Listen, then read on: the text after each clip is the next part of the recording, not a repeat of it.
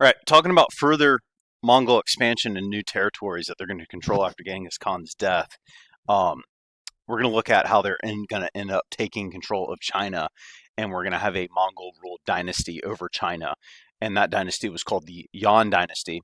Okay, which lasts from 1271 to 1368 AD. So we're going to see it's going to last less than 100 years, but will be a very important dynasty within Chinese history. Okay.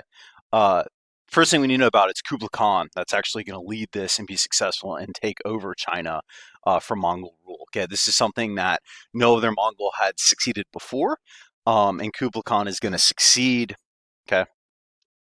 He's an interesting character. Okay, Kublai Khan was very much the black sheep of like all the grandchildren of Genghis Khan. Kublai Khan was the black sheep, kind of the family. He was kind of the outlier, right? Most Mongol sons, including Genghis Khan's grandsons, were warriors that were known for their ability to fight and be super manly and ride horsebacks and kind of all that.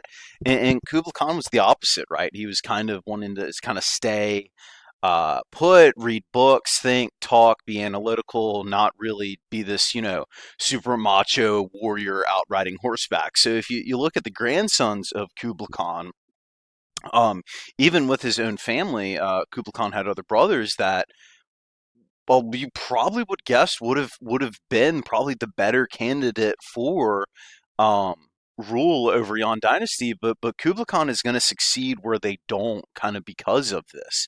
Um, and kind of the legend is Kublai Khan when he first, or excuse me, Genghis Khan when he meets Kublai Khan for the first time, he looks at him and he goes, "You don't even look like one of us," right?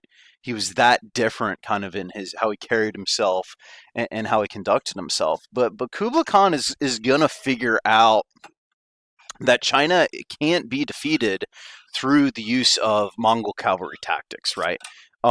Now, the kind of story and the backstory of this is more complicated than we'll get into, but the gist of it is Kublai Khan is going to witness this battle that the Mongols are going to lose for this Chinese city. And he basically begins to look at all these Chinese towns. They're all near water, along rivers, near oceans, and he basically is going to realize that the land side of these cities have these big walls, these big fortifications, are strongly defended. And then kind of the water side, you have like a couple junks and like rowboats with some soldiers on them, but they're very loosely defended, right? So he kind of looked at how they had positioned their troops. It was all on the land side because the Chinese had assumed that if an attacker was going to come, they would have to come by land. So Kublai Khan is the one that realizes, well, if we want to take China, we're going to have to do it navally. We're going to have to use it, take it by using troops that fight off of boats. Okay. The issue with this is the Mongols have no background in naval warfare or in being sailors. Okay, but we know they controlled the Silk Road during this Pax Mongolica period. So he's going to go and he's going to find all these artisans and he's going to bring them and be like, okay, you design boats, awesome. Well, I want you to take that catapult and I want you to figure out how do you put it on that boat. How do you put it on that boat without capsizing that boat, without having that boat have really low draft, so we can sail it upriver. Hey, see that trebuchet? I want you to put that on a boat. I want you to figure out how do we put all these heavy soldiers on a boat and can get that boat from point A to point B. So he goes and he along the Silk Roads and he gets all these artisans and he brings them to kind of the northern area and they begin to build a navy. And um, Kublai Khan is going to use that navy to take China. Slowly but surely, we saw the Song Dynasty. It kept moving further and further and further south as basically they were losing kind of city by city by city by this Mongol invading force of naval troops. Okay, it's going to come down to this final city. The last battle of the Song Dynasty is this city of Canton. Okay, and Canton. It's interesting that it ends there. Later, we're going to talk about why this city is really, really important. It's down here in southern China. Okay, we're going to see later why it's so down here in southern China. We're going to see why later it's really important. So it's kind of interesting that the Song Dynasty lives here, right? So you have this kind of huge Chinese navy that's been amassed and formed to try to defeat the Mongols, and then you have the Mongol force. And the Song Emperor during this time period is a child. Okay, he's a boy, and basically this Chinese general realized that it's over. They've lost. They can't defeat the Mongols. The Song dynasty's over. So he basically grabs hold of the Emperor and jumps into the ocean, drowning himself, drowning the Song Emperor. Okay. And that's it. That's the end of the Song Dynasty. That's the start of the Yuan Dynasty, which will be Mongol rule over China. Okay, this is a continuity that we're going to look at in this class. Of you have a non-Chinese foreign group that is ruling over China. Okay, that'll be important. Later, we'll look at the other group that we're really going to talk a lot about. Will be the Manchus. Do the same. And this is significant, right? This is very significant for a civilization that considers themselves to be kind of the best civilization ever, more civilized than anyone else. This is pretty significant for them to kind of be taken over and ruled by a non-Han group. Okay. Um, One of the most important things about the Yuan Dynasty is they end the civil service system. Okay.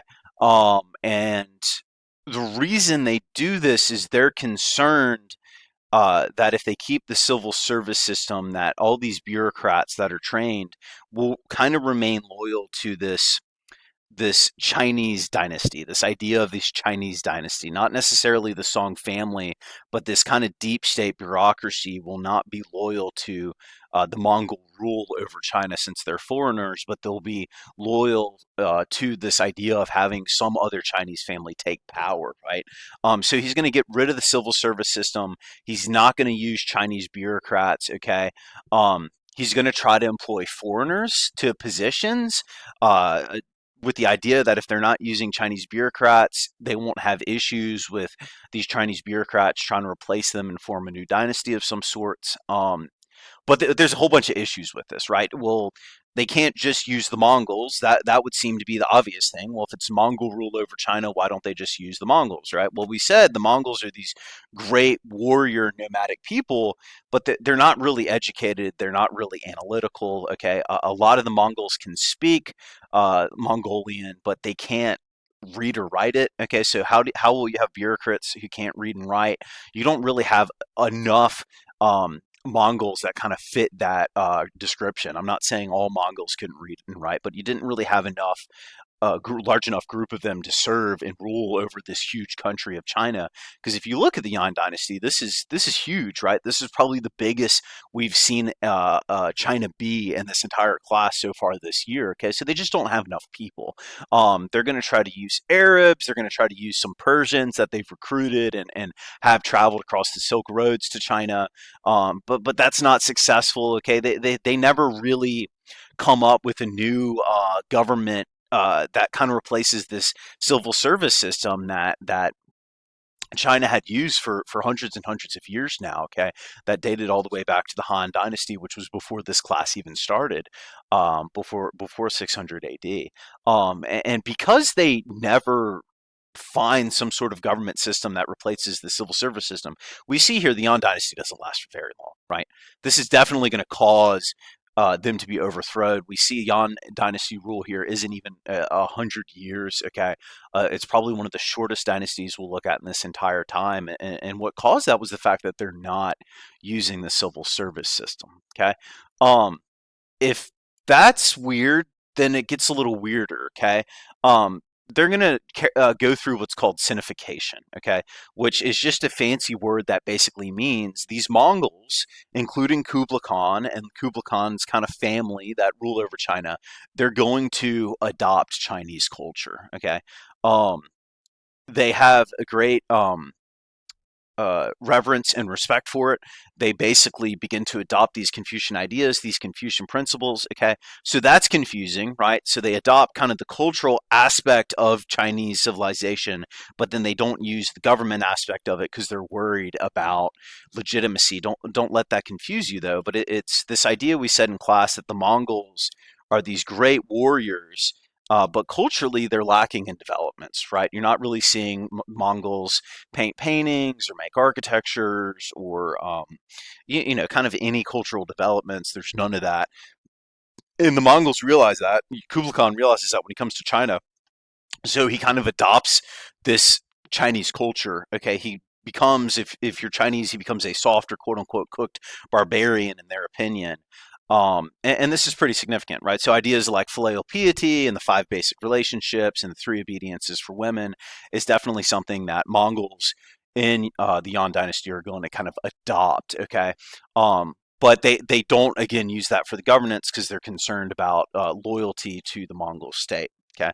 Um, what does the Yuan dynasty literally mean? In Chinese, Yuan literally means original. Okay, so this is kind of something else. Well, if they're not using the civil service system, okay, they claim they have the mandate of heaven, but how are they going to kind of get Chinese to follow along with this?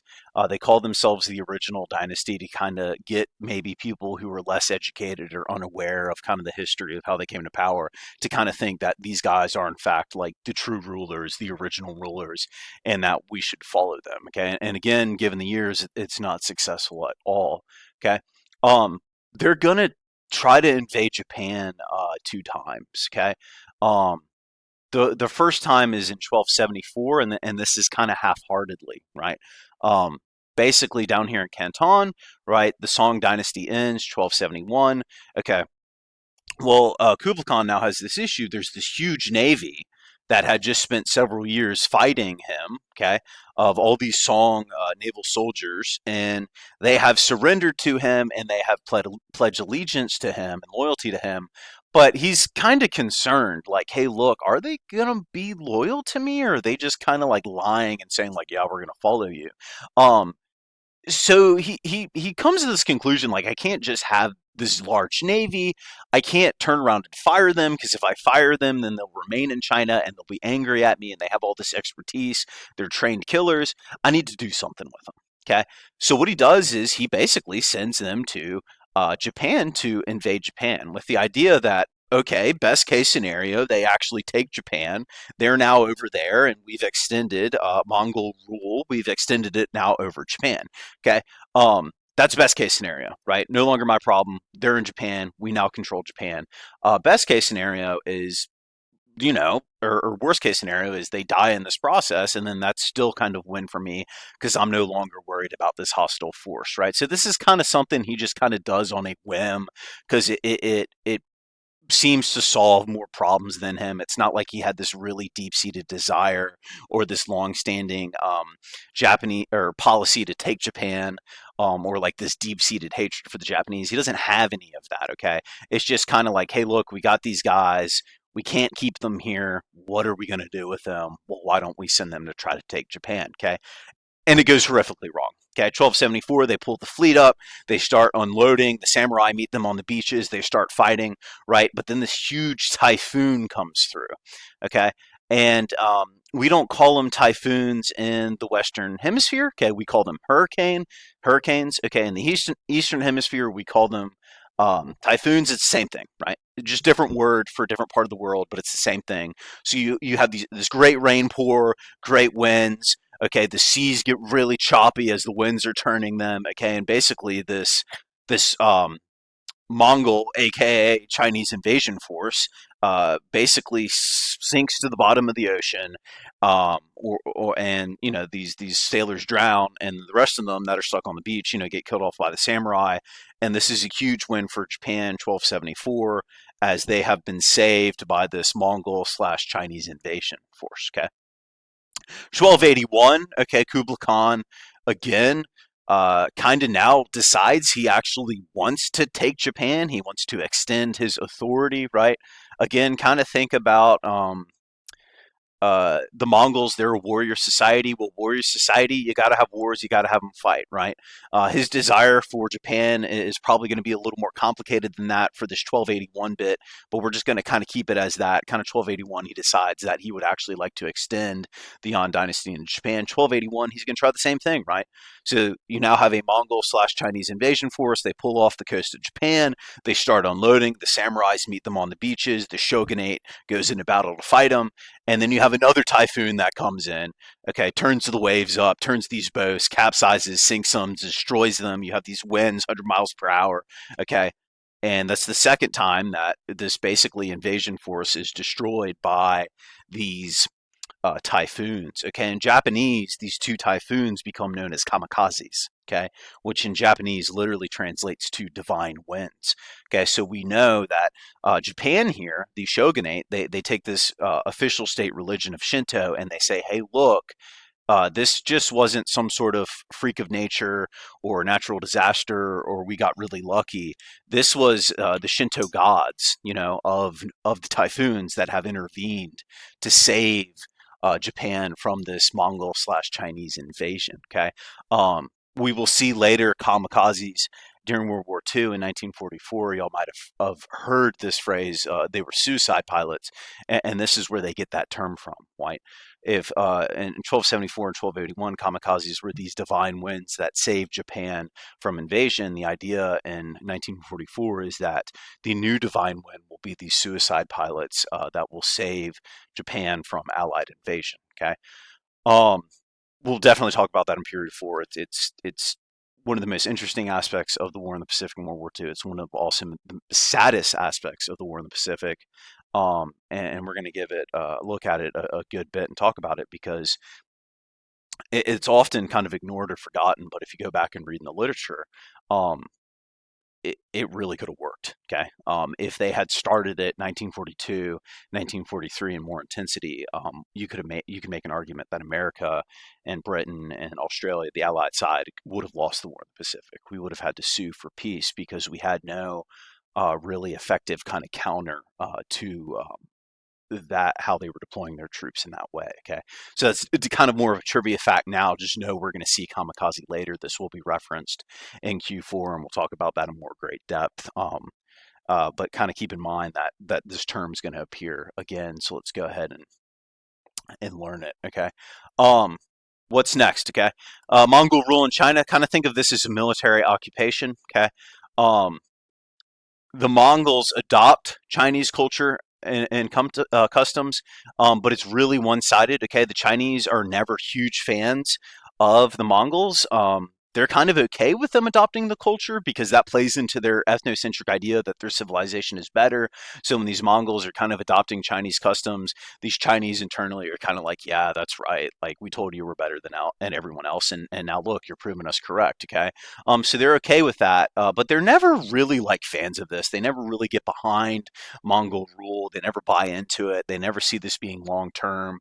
Um, they kind of adopt kind of like this Taoist path of like least resistance, right? Where okay, the Mongols are here, they're going to adopt Chinese culture, but we know long term that this isn't eventually going to last, right? So we're not, really going to oppose this at first, right? We're just kind of going to go along with it. We lost, against this war. The Song Dynasty's over, so we're just going to kind of put up with this for the meantime. Later, we'll see the Yuan Dynasty will get overthrown by a mercenary, but it's for many kind of the average Joe Chinese citizens, it's kind of this path of least resistance, this annoyance that they're just going to put up with, right? Um, the Chinese are forbidden to carry arms, okay, or retaliate if they're injured by Mongols. So they're not going to be allowed to carry daggers or swords of any sort. Okay, so this is really hostile rule over China. The Mongols aren't really going to allow to adopt these Chinese culture, but they're going to try to keep the Mongol race marrying the Mongol race and not kind of intermarrying and becoming intermixed. That wasn't always entirely successful. Um, they also outlaw, they make it illegal for the Chinese to study the Mongol language. Okay. The other way, it was fine. The Mongols could totally learn Mandarin, totally learn the language of the Chinese people, but them learning the Mongol language, they didn't want that. They didn't want the Chinese to be able to understand them. Okay. And we see kind of, since the Mongols were very diverse and accepting of their various religions because of their nomadic structure and the fact that Mongols had various religions, they're going to tolerate religious freedom. Okay, Kublai Khan, they will patronize Buddhism, right? So they will donate, they will become patrons of Buddhism. They'll donate money to temples to build them and stuff like that. But you never see them like enforcing conversion to that religion or kind of anything like that. Okay. You do their economy. If we're to now get under the economic side of this, their economy continues to be doing well. Okay. You now see Mon rule, the amount of increased foreign contact goes up. Okay. The Mongols build a imperial highway system across China, which really connects various portions of China. We now see their empire is much larger. Their rule over China is much larger than any other. So they're really going to have to build this up and build roads to new places. They're going to allow merchants into China. Okay. So merchants coming across the Silk Roads, merchants coming up from the Indian Ocean trade, they're not just going to be allowed to come and trade and then have to leave. They're going to be allowed to come, trade, stay, interact, live in China, right? So we see under the Mon rule the level of accessibility to foreigners. Accessibility to China is really opened, right? Kind of in the past, they were letting people in, but then kind of really wanting them to leave. It was very kind of like touch and go. Now they're really like the door's wide open. Okay, the door's not cracked for them to come and get stuff and then leave. It's wide open. Okay, you're looking at Russians, Arabs, Jews, Venetians, people from Genoa are all going to come to China and incorporate and live in China. Okay. Um, the most famous of these guys, we'll see if we jump down here, is Marco Polo. Okay, he's a very famous Venetian. He starts out in the Middle East in Acre, which is one of those Crusader city-states, and he's going to travel across the Silk Roads. He's going to come to China. Okay, he's going to meet Kublai Khan, right? Kublai Khan's actually going to really like him and take a step further and actually give him a government position within China. Okay, Marco Polo is going to live in China for some 20 years. Okay, so again, this isn't just Marco Polo comes to China, trades for a couple days, and then leaves. You know, him and his uncle, they come here and they live here for 20 years. And then Marco Polo is going to then go back across the Silk Roads. By the time he gets back to the Holy Land, Kublai Khan will have passed. And then Marco Polo is going to write this whole book and basically about his travels, and he's going to publish it, and it's going to become a bestseller. And kind of the open joke is that a lot of people believe that he lied and exaggerated. Okay, I'm sure there's a lot of truth in his writing, but I'm sure he kind of maybe embellished some aspects of it.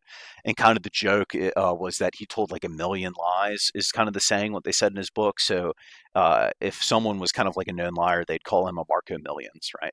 That would be someone who just kind of like talk and kind of like over embellish things. And it's this Marco Millions because Marco Polo told a million lies, right? Which is kind of hyperbole, right? He quite literally didn't tell a million lies. There's a lot of truth in his work. There's some things he kind of misconstrued, right? He talked about how great and advanced and urbanized China was.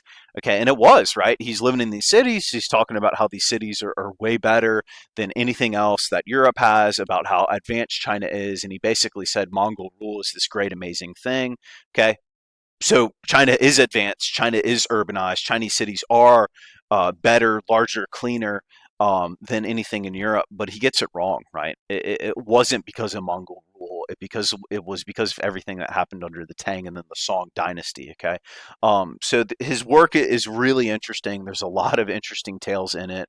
There's a lot of interesting tales in it that, if we're being honest, are maybe not quite inappropriate for school. So that's maybe a book if you want to pick up and read through it. You can. Definitely an interesting character here, Marco Polo. How do we get the full game from him? No idea. Okay, how is it? Because every time I say Marco, y'all automatically know how to say Polo. No clue. But he was a real person. It wasn't like this fictitious guy that we made up a pool game around. Okay. The issue with this is this trade is going to begin to drain precious metals from the economy, right? You're going to have these merchants come and they're going to start buying up gold and silver reserves in China. Okay, if those reserves are bought up, the money supply is going to decrease. Long term, this is going to hurt the Chinese economy. Later, we're going to look at, well, what does the Ming Dynasty do to try to kind of fix this issue where there's kind of this trade imbalance of precious metals are flowing out of China and hurting the Chinese economy. Because of that, that will be definitely something that we talk about later. But for now, that's the Yuan Dynasty.